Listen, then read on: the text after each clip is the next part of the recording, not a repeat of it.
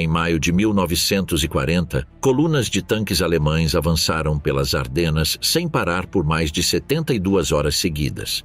Não era apenas disciplina ou estratégia, era química. Dentro de cada soldado operava uma substância invisível que anulava o sono, o medo e a exaustão, a metanfetamina. Pervitin, o medicamento desenvolvido nos laboratórios do Terceiro Reich, tornou-se a ferramenta perfeita para criar uma força militar capaz de avançar sem limites físicos.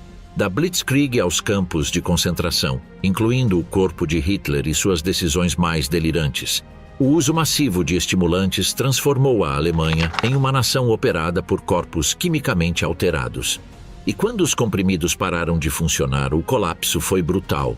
Como essa droga foi legalizada em todo o país? Que efeitos reais isso teve sobre soldados, carrascos e líderes? E por que milhões continuam consumindo versões modernas hoje em dia? A Blitzkrieg da anfetamina. Como uma pílula alimentou uma guerra relâmpago. Em maio de 1940, a Europa assistiu com espanto enquanto as divisões Panzer marchavam pela densa floresta das Ardenas, um território que os estrategistas militares franceses consideravam impenetrável às forças blindadas. O que parecia militarmente impossível estava se desenrolando diante de seus olhos com uma velocidade estonteante.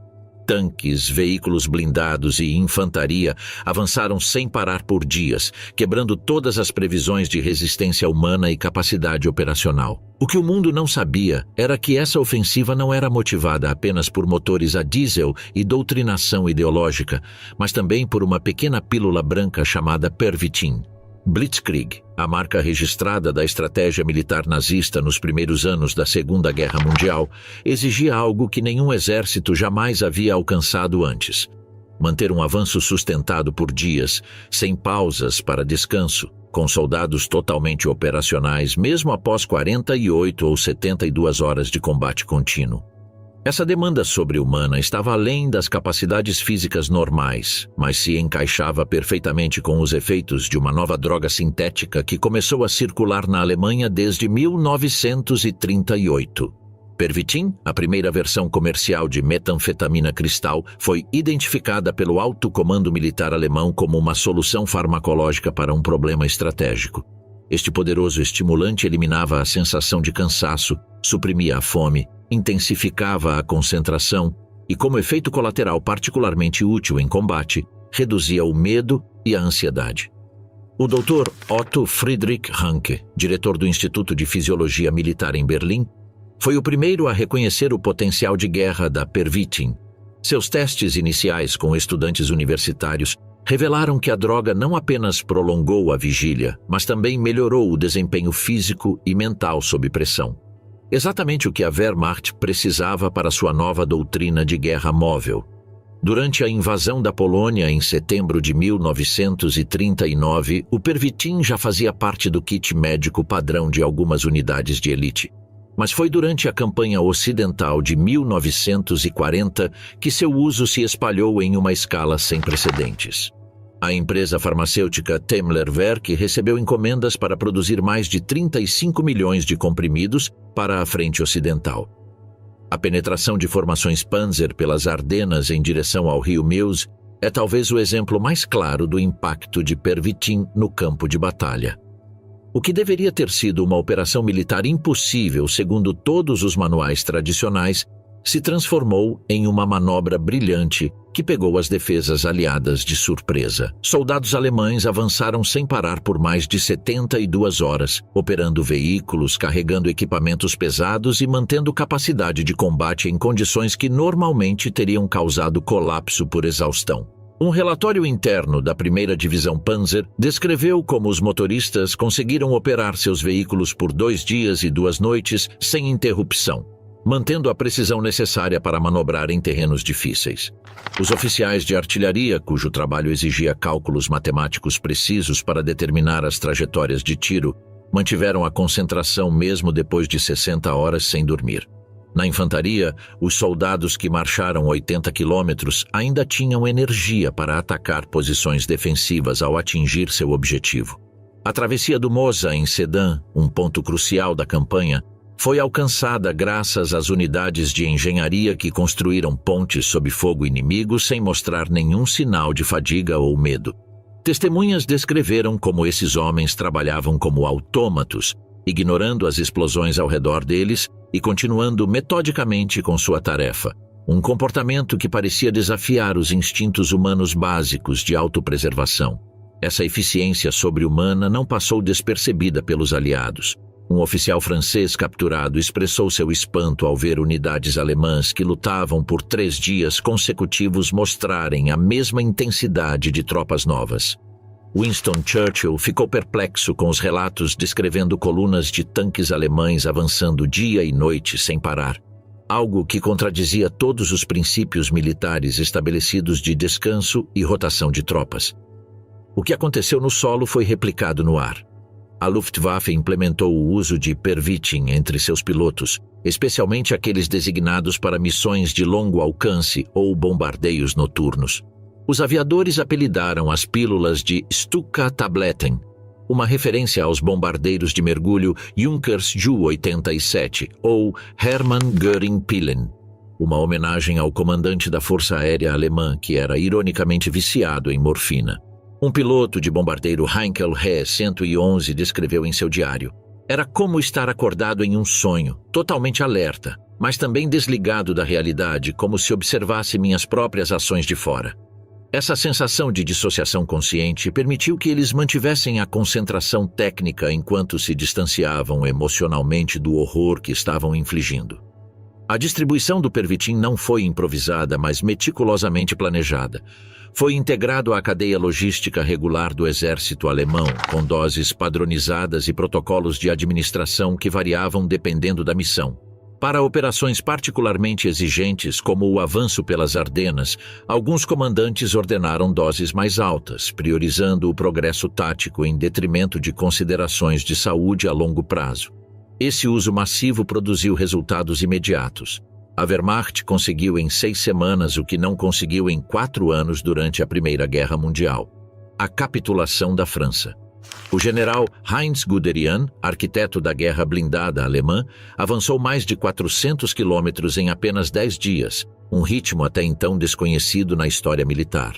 No entanto, os primeiros sinais preocupantes já apareceram durante esta campanha inicial.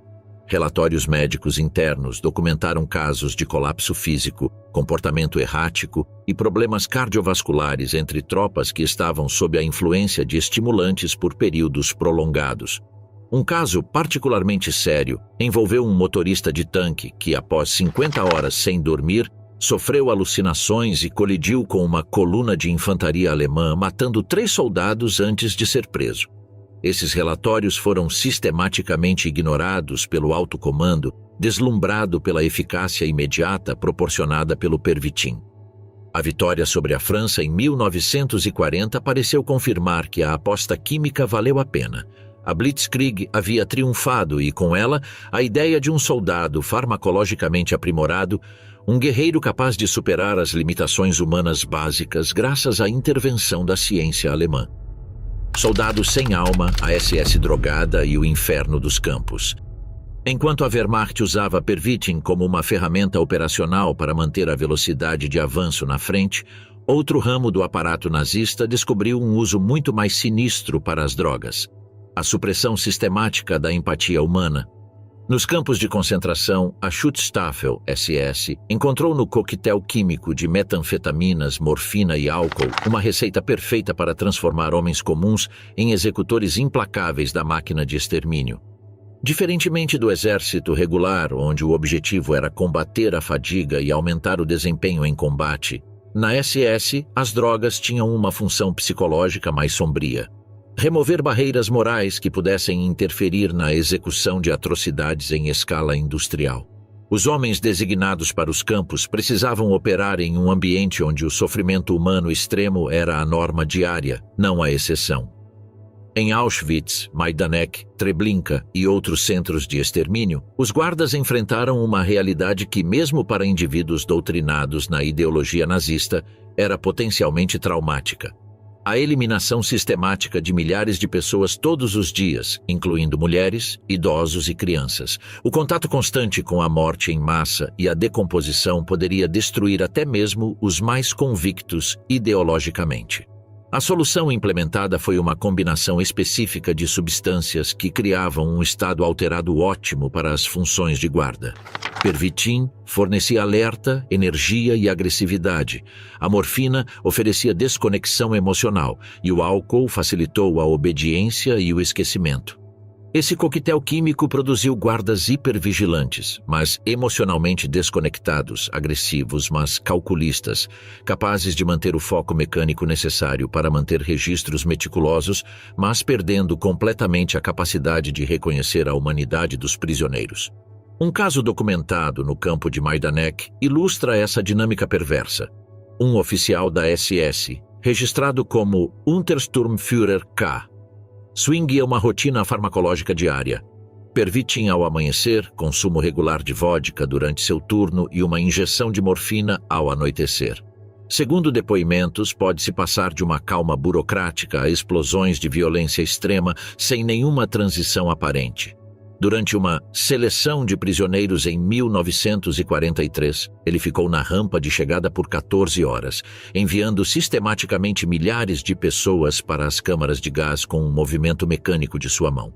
Uma testemunha declarou que ele movia o dedo como se estivesse conduzindo uma orquestra invisível, completamente distraído e, ao mesmo tempo, perfeitamente concentrado. As seleções representavam os momentos mais críticos na operação do campo. Médicos e oficiais decidiam quais prisioneiros seriam mantidos temporariamente como trabalho escravo e quais iriam diretamente para as câmaras de gás. Essas decisões, que instantaneamente determinaram a vida ou a morte de milhares, foram frequentemente tomadas sob a influência de estimulantes e opioides combinados. O resultado foi uma arbitrariedade letal. Prisioneiros jovens e fortes podiam ser enviados para a morte, enquanto outros em estado terminal eram selecionados para trabalhos impossíveis. O Dr. Eduard Wirtz, médico-chefe em Auschwitz, realizava essas seleções noturnas após receber o que seus assistentes chamavam de preparação, uma combinação de estimulantes e opiáceos. Testemunhas descreveram seu olhar vidrado e completa indiferença ao sofrimento humano, sinais claros de uma dissociação induzida farmacologicamente. Além de facilitar as operações diárias de extermínio, as drogas nos campos desempenhavam outra função perturbadora: alimentar experimentos médicos que usavam prisioneiros como cobaias. Em vários campos, especialmente aqueles designados como centros experimentais, Pervitin foi administrado não apenas aos guardas, mas também aos prisioneiros, como parte de estudos sobre resistência humana. O Dr. Sigmund Rascher, em Dachau, combinou seus infames experimentos de hipotermia com testes de estimulantes. Os prisioneiros eram submersos em tanques de água gelada até atingirem temperaturas corporais críticas e então recebiam injeções com doses variadas de metanfetamina. O objetivo declarado era encontrar métodos para reanimar pilotos alemães abatidos no Mar do Norte, mas os métodos garantiam mortes agonizantes dos indivíduos. Em Sachsenhausen, outro tipo de experimento envolvia marchas forçadas sob a influência de estimulantes. Os prisioneiros eram forçados a correr em uma pista circular por dias, recebendo doses controladas de Pervitin para determinar até que ponto sua resistência física poderia ser estendida antes do colapso total. Os dados coletados, frequência cardíaca, respiração, temperatura corporal, tempo até a decomposição física, foram meticulosamente registrados e enviados ao alto comando para otimizar as doses administradas às tropas de combate. A perversidade do sistema residia nessa conexão circular. Enquanto a SS usava drogas para permanecer insensível ao sofrimento humano, ela também explorava esse mesmo sofrimento para aperfeiçoar o uso militar dessas substâncias. Os campos tornaram-se, portanto, não apenas centros de extermínio, mas também laboratórios onde a ciência nazista explorava os limites do corpo humano sob condições extremas e estímulos químicos. Em 1944, com a guerra claramente perdida para a Alemanha, o uso de drogas nos campos atingiu níveis críticos. Diante da derrota iminente, muitos guardas aumentaram suas doses, adotando um comportamento cada vez mais errático e violento. Durante as evacuações diante do avanço dos aliados, os prisioneiros sobreviventes descreveram guardas que pareciam não precisar dormir, mantendo vigilância agressiva por dias, apenas para cair em períodos de desorientação completa. Em Majdanek, durante a evacuação diante do avanço soviético, guardas sob a influência de estimulantes executaram mais de 200 prisioneiros fracos que não conseguiam acompanhar a marcha. Segundo testemunhas, os autores apresentavam sintomas claros de intoxicação por anfetamina, movimentos compulsivos, fala acelerada e incoerente e precisão mecânica nos disparos como se estivessem em transe. Quando as tropas aliadas libertaram os campos em 1945, encontraram não apenas evidências do Holocausto, mas também milhares de frascos de medicamentos, seringas e registros médicos documentando esse uso sistemático de drogas. Entre os guardas capturados, muitos apresentavam sintomas de dependência química grave, tremores, paranoia, comportamento errático e sintomas agudos de abstinência. A combinação de ideologia genocida e alteração química produziu uma realidade que transcendeu até mesmo as piores manifestações de crueldade humana registradas até então. Pervitin e outras substâncias não criaram o Holocausto, mas facilitaram sua implementação ao desabilitar os últimos escudos da humanidade que poderiam interferir na execução metódica do extermínio. Hitler e as suas injecções, o ditador que tomava drogas diariamente. Em 3 de julho de 1941, apenas 11 dias após o início da Operação Barbarossa, Hitler convocou uma reunião extraordinária com seus generais. Durante 8 horas ininterruptas, o Führer falou com energia frenética, alternando entre momentos de clareza estratégica e divagações messiânicas. Após terminar, ele se aposentou brevemente com seu médico pessoal, Theodor Morell. Minutos depois, ele reapareceu completamente calmo, pronto para ouvir os relatos como se a apresentação da maratona anterior nunca tivesse acontecido. Este episódio ilustra uma realidade que permaneceu oculta por décadas. Adolf Hitler, o homem que controlava o destino da Europa, operava sob um regime diário de drogas que influenciou profundamente suas decisões militares, comportamento pessoal e estabilidade mental. Ele não era simplesmente um líder com problemas de saúde tratados convencionalmente, mas um viciado funcional cujos distúrbios químicos tiveram consequências devastadoras para milhões de pessoas. Theodor Morell, uma figura marginal nos relatos históricos tradicionais do nazismo, desempenhou um papel crucial no funcionamento do Terceiro Reich. Este médico corpulento, de aparência desleixada e com métodos pouco ortodoxos, tornou-se, a partir de 1936, o guardião da saúde de Hitler e, progressivamente, o arquiteto químico de seu estado mental. Desprezado pela maior parte do círculo interno nazista, incluindo Göring e Himmler, que o chamavam desdenhosamente de charlatão ou envenenador do Reich, Morell, no entanto, desfrutava da confiança absoluta de Hitler. O relacionamento começou quando Morell tratou com sucesso os graves problemas digestivos que atormentavam Hitler há anos. Usando uma combinação de bactérias intestinais e remédios incomuns, ele conseguiu o que outros médicos não conseguiram. Hitler, um profundamente hipocondríaco, ficou impressionado. "Ninguém nunca me ajudou como o senhor, doutor", disse-lhe, iniciando uma dependência que transcenderia a médica. Registros médicos, agora disponíveis para pesquisadores, mostram que entre 1941 e 1945, Morell administrou pelo menos 82 substâncias diferentes a Hitler. Um café da manhã químico típico para o Führer em 1943 incluía uma mistura de glicose, vitaminas do complexo B, metanfetamina, pervitin, testosterona e estricnina em pequenas doses.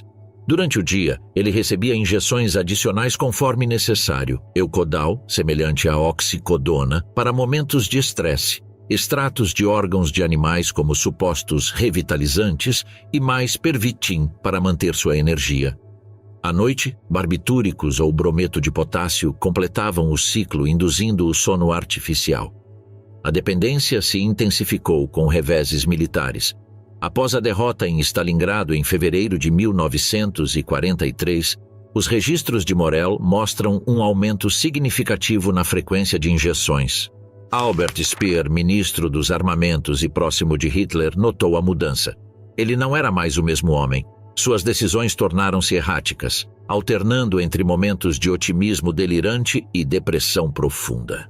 Suas mãos tremiam visivelmente, algo que ele tentava esconder segurando-as atrás das costas nas reuniões. A deterioração física tornou-se evidente para todos ao redor de Hitler. Problemas digestivos crônicos eram agravados por tremores, especialmente no braço e na perna esquerdos, sinais de provável Parkinson precoce, agravado pelo abuso de estimulantes.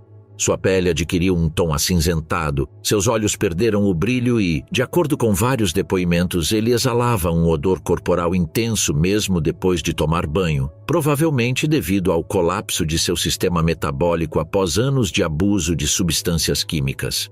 O mais alarmante foi seu progressivo desligamento da realidade militar. O marechal de campo Erich von Manstein observou: a partir de 1943, tornou-se impossível ter uma discussão estratégica coerente.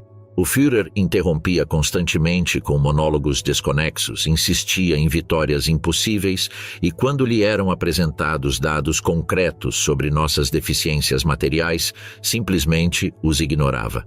Entre as decisões mais catastróficas tomadas sob influência química, destacam-se 3 episódios.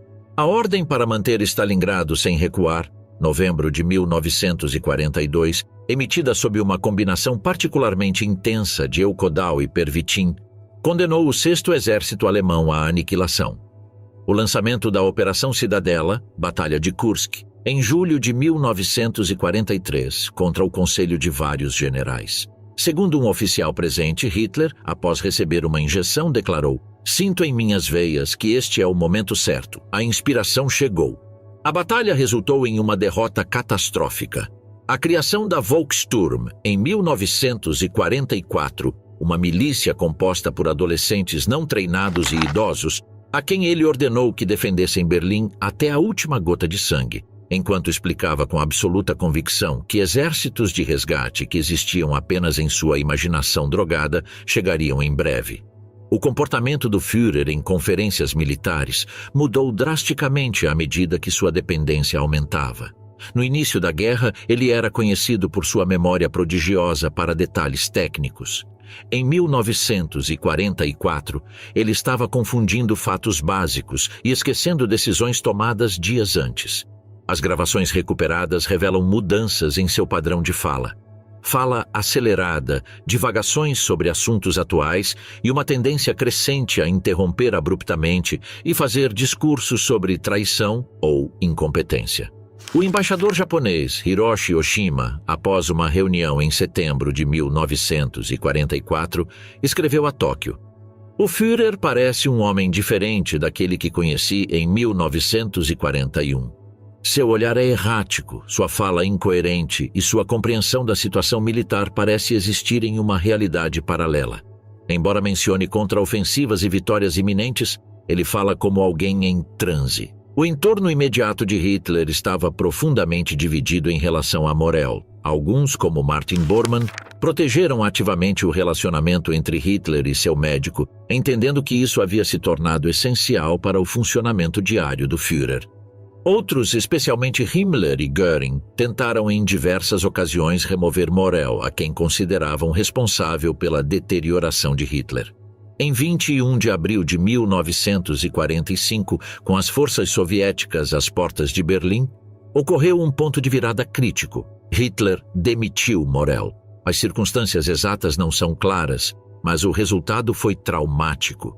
De repente, o homem que viveu os últimos 5 anos sob um regime químico constante se viu privado de seus medicamentos habituais.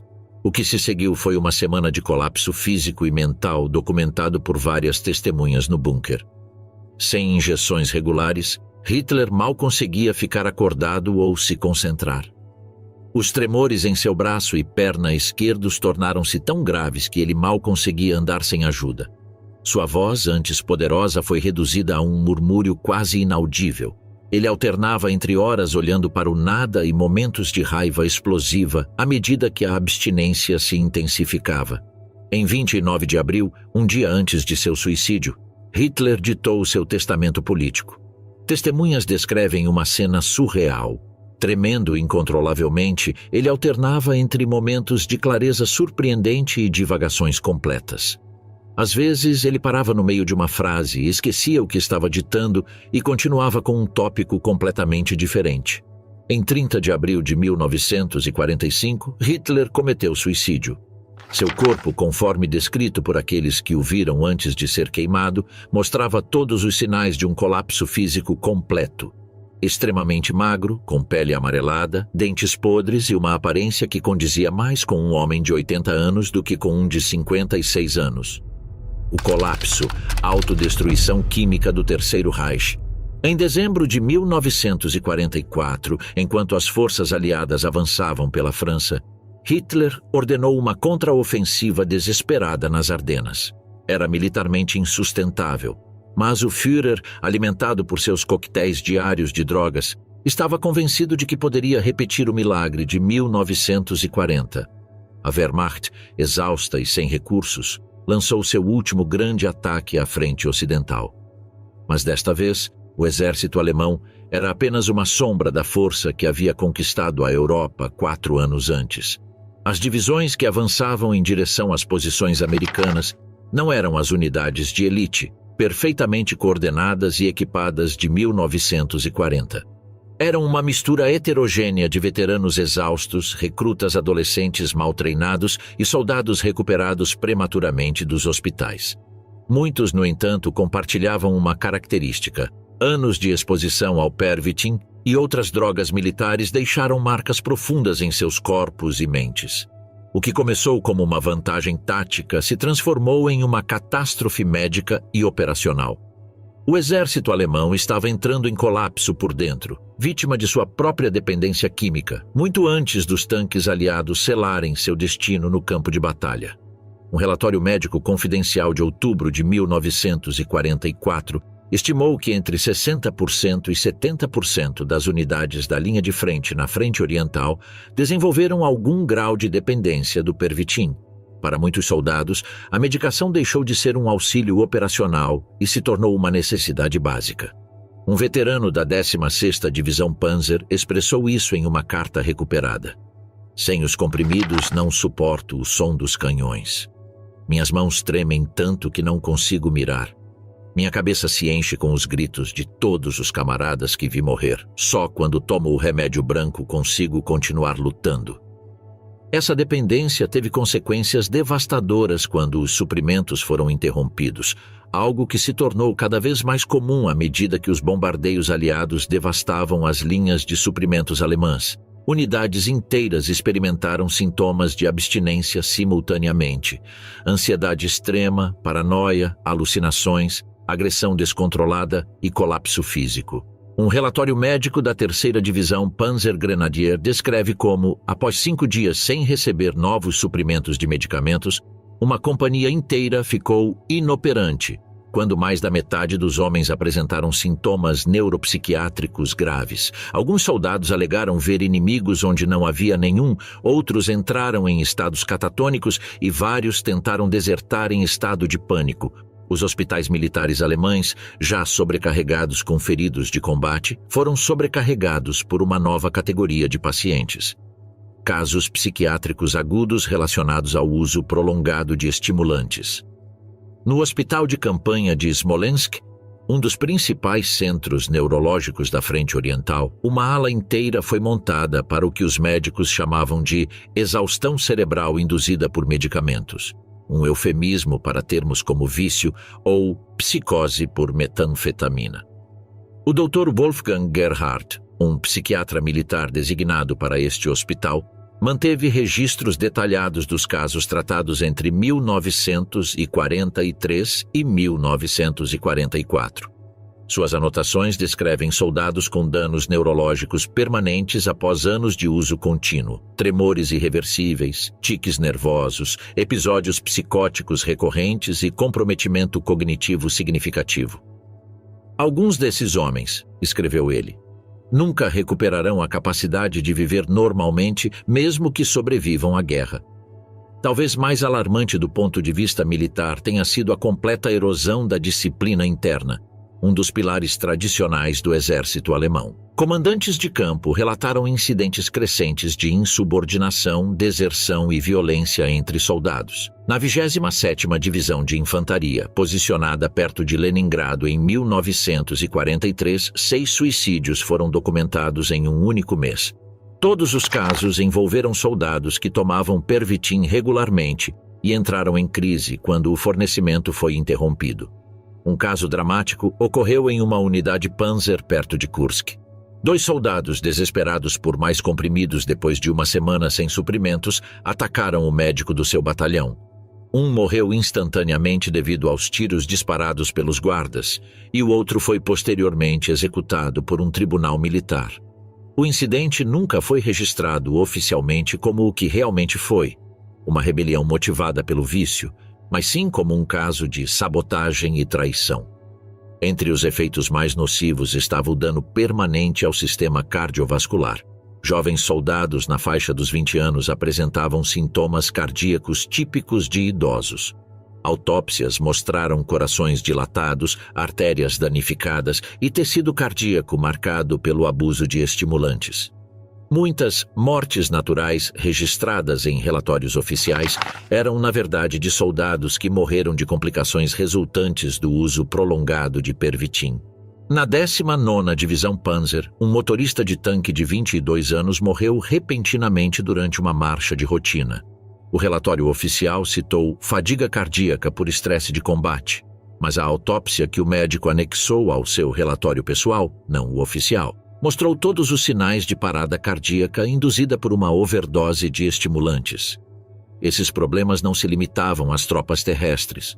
A Luftwaffe, que foi pioneira no uso de estimulantes por seus pilotos, agora estava pagando o preço por anos de abuso de drogas. Acidentes não atribuíveis a combate ou falhas mecânicas aumentaram drasticamente a partir de 1943. O caso do esquadrão de caça JG-5, estacionado na Noruega, é ilustrativo.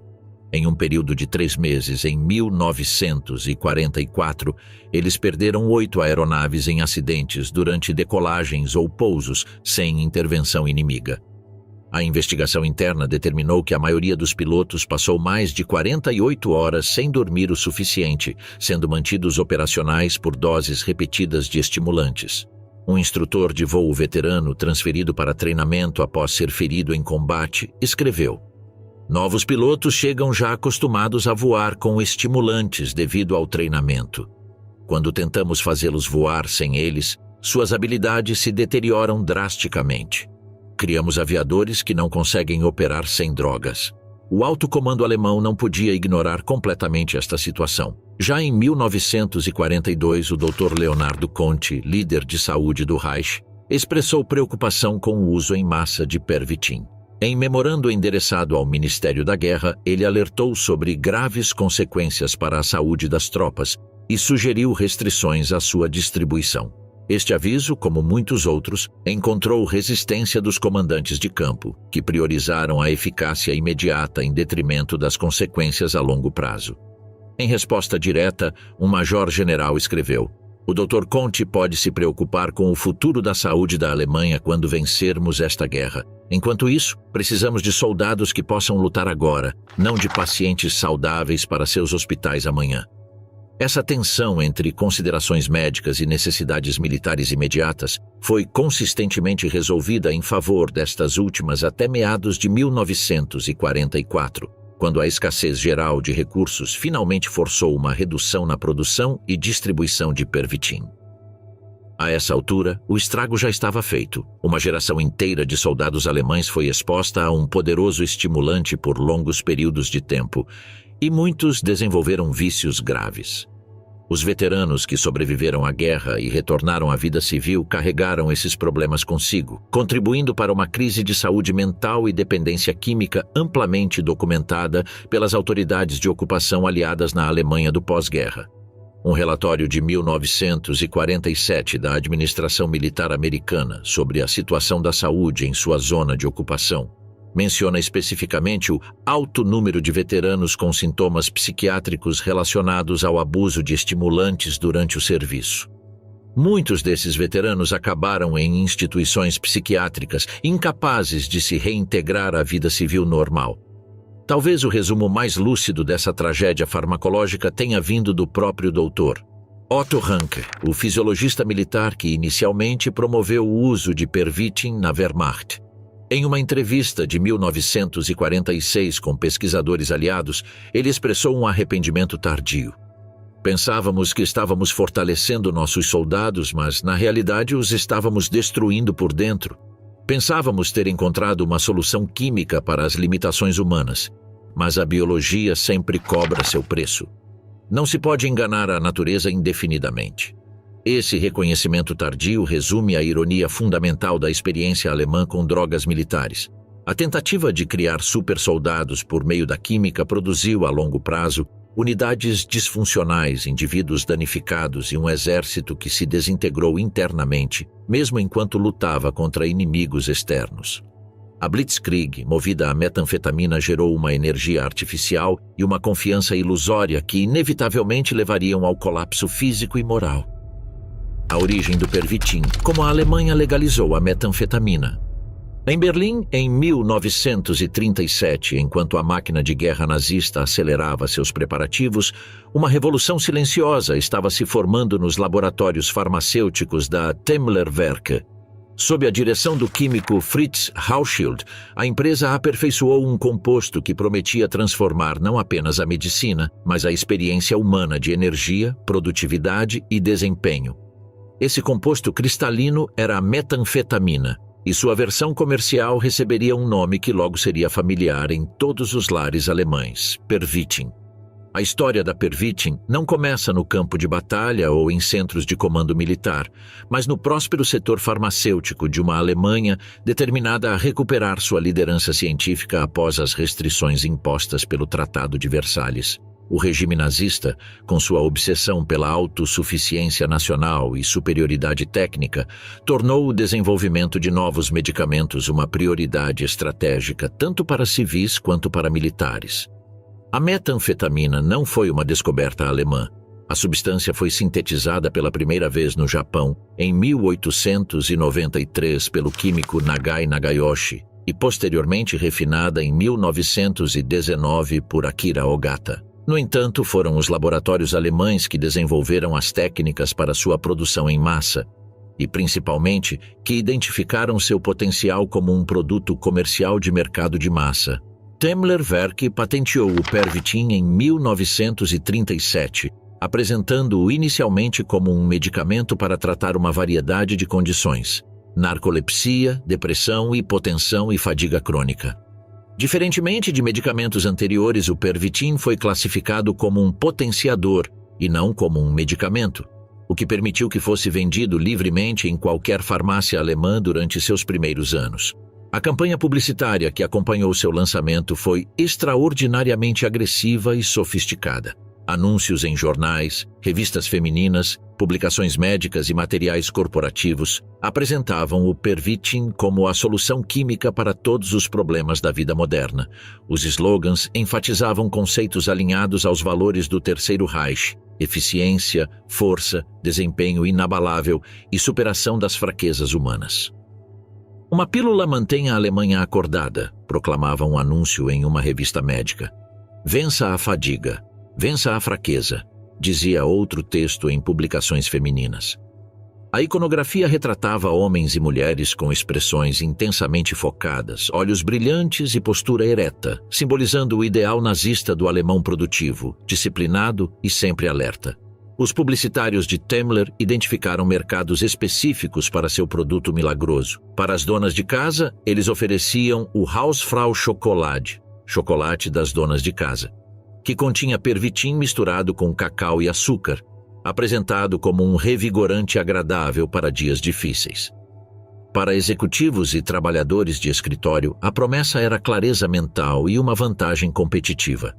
O sucesso pertence aos mais alertas, sugeria um folheto distribuído nos escritórios.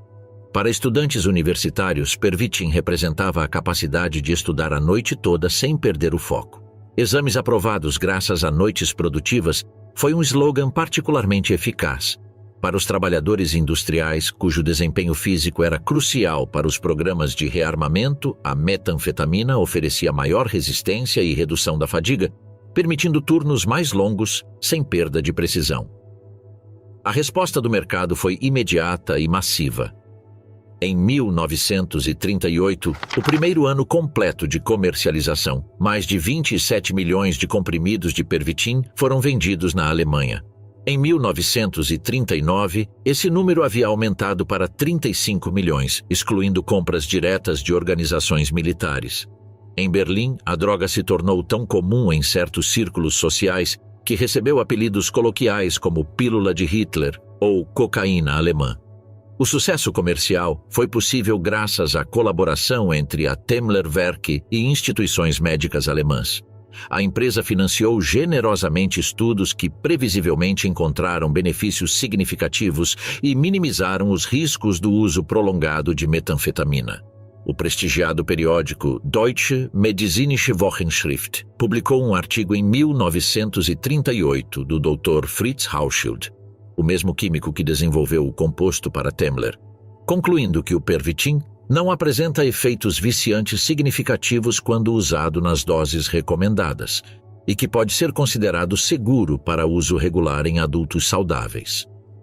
Outros estudos patrocinados sugeriram benefícios surpreendentes: melhor capacidade intelectual, aumento da resistência física, menor necessidade de sono sem efeitos negativos aparentes e até mesmo melhorias na eficiência social e na determinação pessoal. Conceitos vagos, mas atraentes no contexto ideológico nacional-socialista. A relação entre a Temmler Werke e o regime nazista foi simbiótica desde o início. A empresa forneceu uma substância que se alinhava perfeitamente com os ideais de produtividade, disciplina e realização que o partido pregava. Em troca, as autoridades facilitaram sua distribuição em massa e protegeram a empresa de críticas médicas emergentes. Essa proteção oficial foi crucial quando os primeiros casos problemáticos começaram a aparecer. Já no final de 1939, médicos de diversas cidades começaram a relatar pacientes com sintomas preocupantes: taquicardia grave, insônia crônica, comportamento paranoico, perda drástica de peso e sinais claros de dependência física e psicológica. O Dr. Heinz Kühne, neurologista do Hospital Charité em Berlim, documentou vários casos de psicose tóxica após uso prolongado de Pervitin.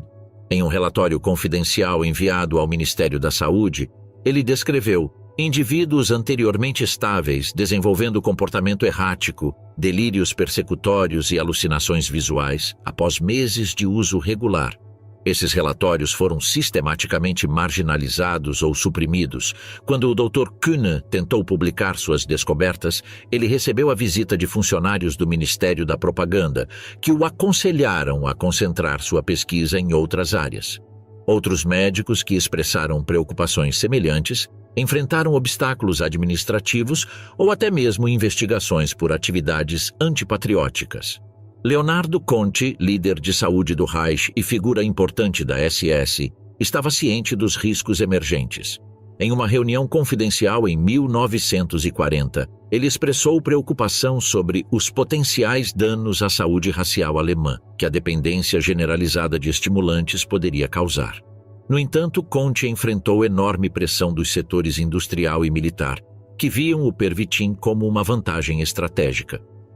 A solução de compromisso surgiu em 1941. O Pervitin agora exigia receita médica para ser vendido em farmácias civis, mas permaneceu totalmente disponível para uso militar, a critério dos médicos das Forças Armadas. Essa regulamentação ambígua reflete perfeitamente as contradições do sistema nazista. Uma preocupação teórica com a pureza biológica alemã, ao mesmo tempo em que implementava políticas que prejudicavam enormemente a saúde da população em prol de objetivos militares imediatos. A transição do Pervitin de um produto comercial para uma ferramenta militar estratégica foi gradual, mas sistemática. Tudo começou com testes no Instituto de Fisiologia Militar em Berlim, sob a direção do Dr. Otto Rank, que buscava soluções científicas para superar as limitações humanas em combate. Rank, um cientista prestigiado e patriota convicto, via a farmacologia como um campo revolucionário para a guerra moderna. Seus experimentos iniciais usaram estudantes de medicina como voluntários. Os resultados pareceram milagrosos. Após 24 horas sem dormir, aqueles que receberam metanfetamina mantiveram níveis de concentração próximos aos normais, enquanto aqueles que tomaram placebo apresentaram comprometimento cognitivo significativo. Na época da campanha ocidental de 1940, Pervitin já havia sido integrada à cadeia logística militar. Temler-Werk desenvolveu apresentações específicas para diferentes ramos das Forças Armadas. Flieger Chocolate, chocolate de aviador. Barras de chocolate com metanfetamina para pilotos em missões de longa duração. Panzer Chocolate, chocolate para tanques, uma variante com dose um pouco mais alta para tripulações de tanques. Stuka Tabletten, comprimidos Stuka, cápsulas de liberação prolongada que forneciam estimulação prolongada, nomeadas em homenagem aos bombardeiros Junkers Ju-87. À medida que a guerra avançava e o uso militar de metanfetamina se tornava mais difundido, um debate cada vez mais tenso surgiu entre diferentes setores do regime nazista. O próprio Leonardo Conti tentou mais tarde limitar seu uso militar, mas encontrou forte resistência dos comandantes de campo. Em um memorando de março de 1942, Conti alertou que o uso contínuo de estimulantes está produzindo deterioração física visível em unidades que dependem deles há mais de 2 anos de campanha. Ele sugeriu implementar períodos obrigatórios de descanso sem medicação e restrições em doses cumulativas. A resposta da frente foi esmagadora. O general Heinz Guderian respondeu que considerações médicas teóricas devem ser subordinadas às necessidades táticas imediatas. Em termos mais diretos, um comandante da Frente Oriental escreveu: "Quando os russos estiverem a 100 metros de nossas posições, discutiremos os efeitos a longo prazo. Enquanto isso, precisamos de homens despertos e alertas." Essa tensão reflete uma contradição fundamental. Por um lado, a ideologia oficial glorificava a pureza biológica e a saúde natural.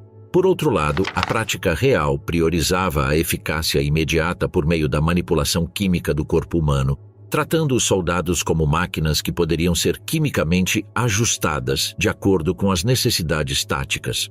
Joseph Goebbels ilustrou essa ambivalência perfeitamente em um discurso para trabalhadores farmacêuticos em 1943. Por um lado, ele elogiou a engenhosidade alemã capaz de criar soluções científicas para superar as limitações naturais.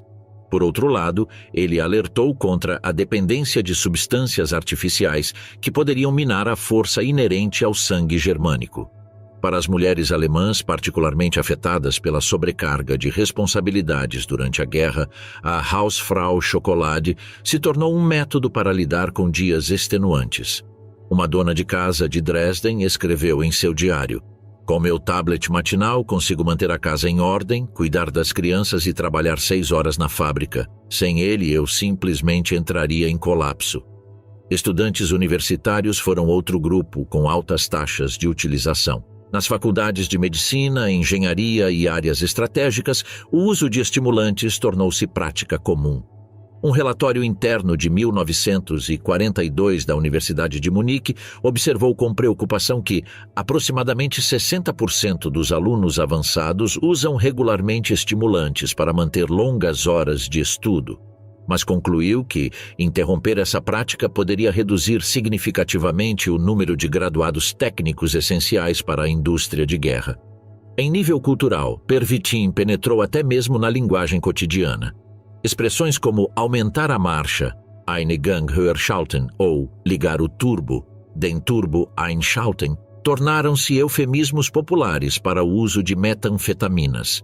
O regime nazista, ao permitir e depois encorajar essa cultura farmacológica, criou uma sociedade onde a produtividade natural foi substituída pela eficiência química artificial.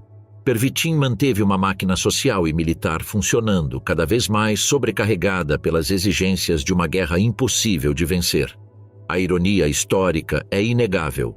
O mesmo regime que proibiu o uso do tabaco por considerá-lo venenoso para a raça ariana e restringiu o consumo de álcool entre a SS por razões de pureza biológica, transformou a Alemanha em uma nação funcionalmente viciada em metanfetamina, alterando quimicamente os corpos que sua ideologia buscava exaltar em seu estado natural. o legado oculto do laboratório nazi às pílulas modernas. Quando Berlim foi incendiada em maio de 1945 e os bunkers do Terceiro Reich se tornaram túmulos para seus líderes, poucos poderiam imaginar que um dos legados mais duradouros do nazismo não estaria em seus monumentos destruídos ou em sua ideologia derrotada, mas em uma pequena placa branca que sobreviveria, se transformando e reaparecendo em novos contextos nas décadas seguintes. Longe de desaparecer com a queda do regime que o adotou massivamente, o Pervitin começaria uma segunda vida no período pós-guerra, evoluindo para formulações que milhões de pessoas consumiriam sem saber suas origens nos laboratórios do Terceiro Reich. A derrota da Alemanha, em 1945, levou a um êxodo de cientistas, documentos e conhecimento farmacológico. Enquanto grandes criminosos de guerra eram julgados em Nuremberg, uma competição silenciosa se desenvolveu entre os aliados para capturar o capital intelectual alemão. Os programas mais conhecidos, como a Operação Paperclip dos Estados Unidos e a Operação Osoaviakhim da União Soviética, focavam principalmente em cientistas de foguetes e física nuclear, mas também incluíam especialistas médicos e farmacêuticos com experiência em estimulantes de combate.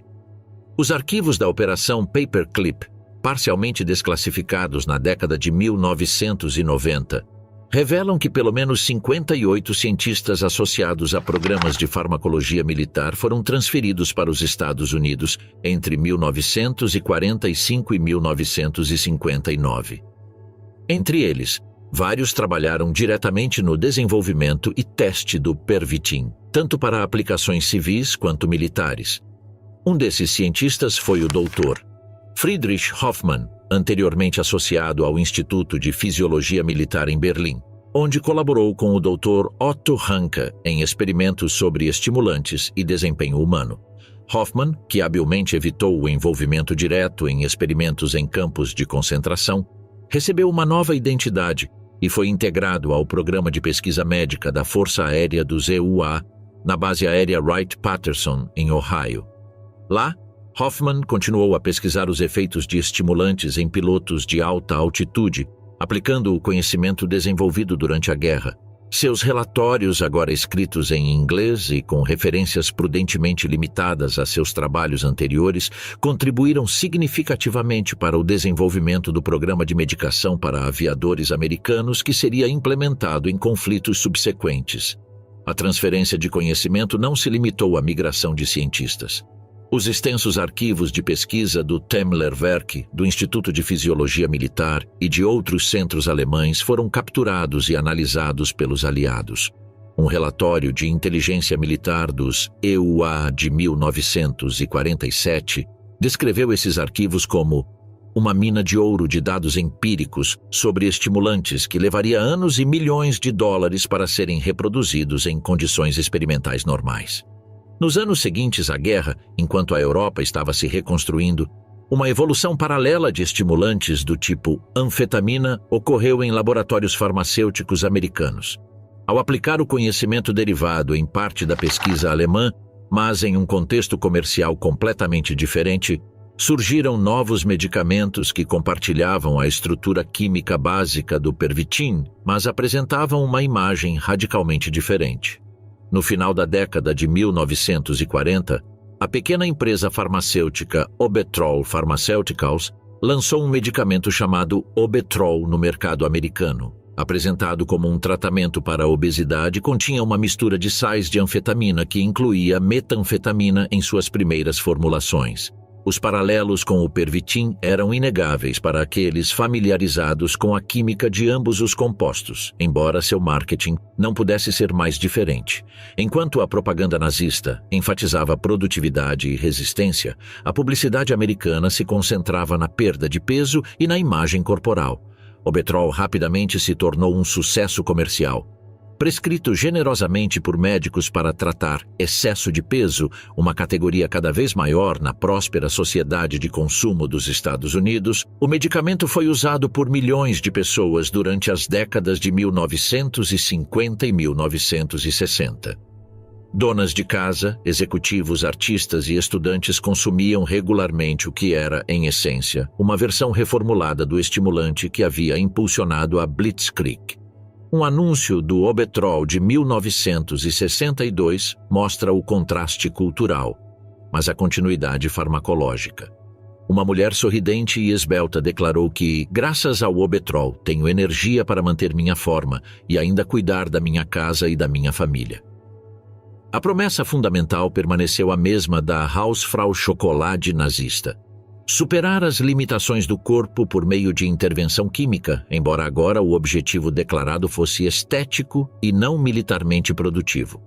A história do Obetrol deu uma guinada significativa em 1973, quando uma revisão abrangente do medicamento conduzida pelo FDA questionou sua eficácia e segurança. A empresa foi forçada a reformular o produto, retirando a metanfetamina de sua composição, mas mantendo as demais anfetaminas. Mais tarde, após mudanças corporativas e aquisições, a fórmula evoluiria para o que conhecemos hoje como Adderall, um dos medicamentos mais prescritos nos Estados Unidos. O Adderall, aprovado em 1996 para o tratamento do transtorno de déficit de atenção e hiperatividade, TDAH, representa o ápice dessa evolução farmacológica.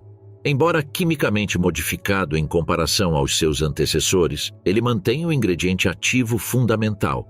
Estimulantes anfetamínicos que aumentam a concentração, reduzem a sensação de fadiga e elevam a produtividade mental.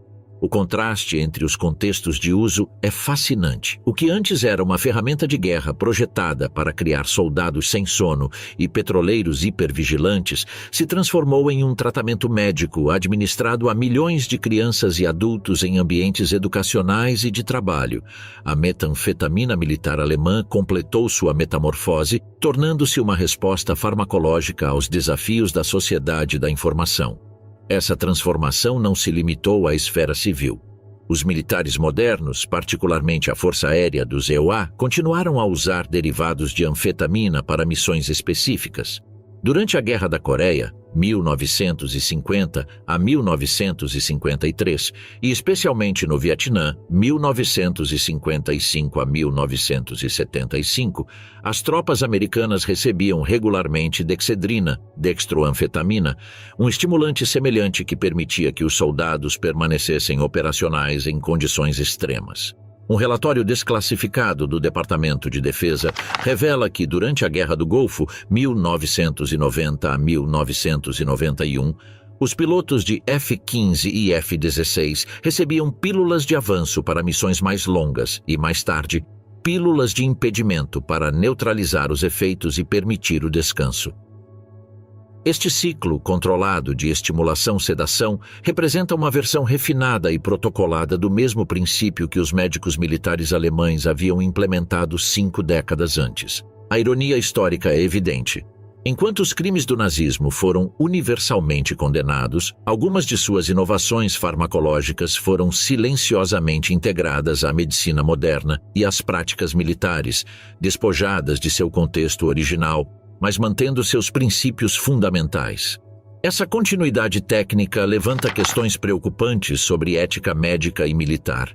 Os mesmos compostos que foram desenvolvidos em um contexto de total desrespeito à integridade humana acabaram sendo padronizados sob novos nomes e justificativas. A distância moral que a sociedade do pós-guerra tentou estabelecer das práticas nazistas contrasta com a adoção seletiva de seus desenvolvimentos técnicos. O caso do Dr. Felix Hoffmann ilustra as complexidades morais dessa transferência de conhecimento. Hoffmann participou de experimentos com estimulantes no campo de Sachsenhausen, supervisionando testes de resistência em prisioneiros forçados a marchar sob diferentes doses de Pervitin. Após a guerra, usando documentos falsificados, ele conseguiu emigrar para a América do Sul, onde trabalhou como consultor para laboratórios farmacêuticos desenvolvendo medicamentos para melhorar o desempenho cognitivo. Quando sua verdadeira identidade foi descoberta em 1978 por caçadores de nazistas, Hoffmann argumentou em sua defesa que a ciência transcende a política e que suas descobertas sobre os limites do desempenho humano sob estimulantes agora beneficiavam pacientes de todas as nacionalidades.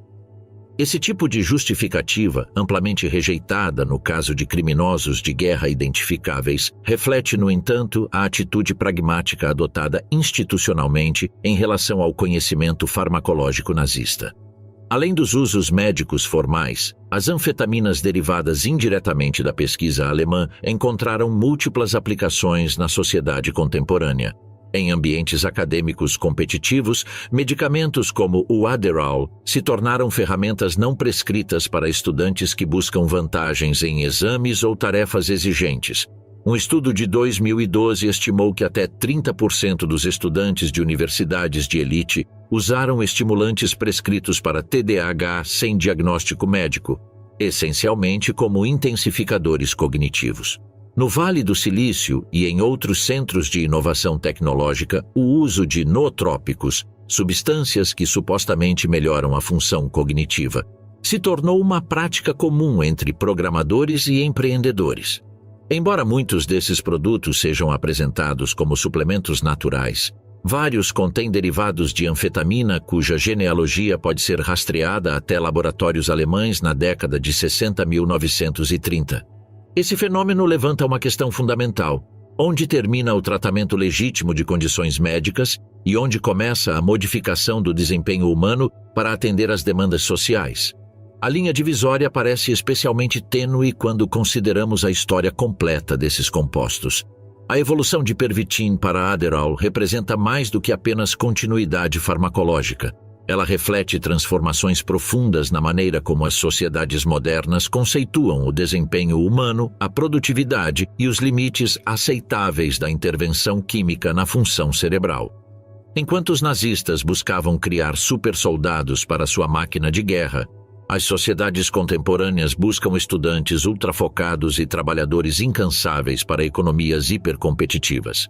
Essa continuidade perturbadora nos obriga a questionar até que ponto realmente superamos a mentalidade instrumental em relação ao corpo humano que caracterizou o Terceiro Reich. Embora rejeitemos categoricamente sua ideologia racista e métodos brutais, nossa sociedade normalizou formas mais sutis, mas conceitualmente relacionadas, de melhoria do desempenho químico.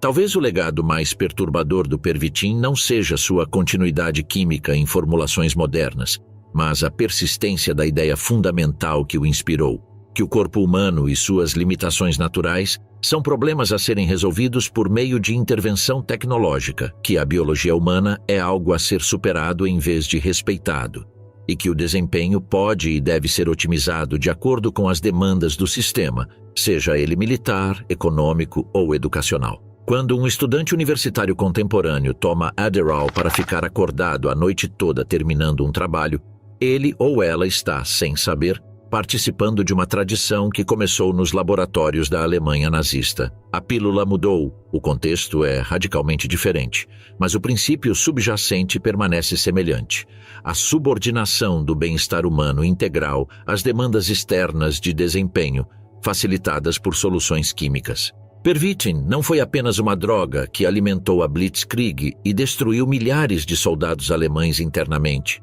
Foi o primeiro experimento em massa de modificação química do desempenho humano, cujos ecos ressoam em pílulas que milhões de pessoas consomem hoje com objetivos aparentemente diferentes, mas funcionalmente semelhantes. Como sociedade, continuamos buscando a pílula perfeita que nos permitirá superar nossas limitações, trabalhar mais horas, precisar de menos descanso e manter a concentração além do que é naturalmente possível.